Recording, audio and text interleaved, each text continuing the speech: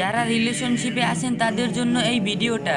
হারাম রিলেশনশিপের জন্য দুনিয়াতে 3টি শাস্তি এবং পরকালে 3টি শাস্তি।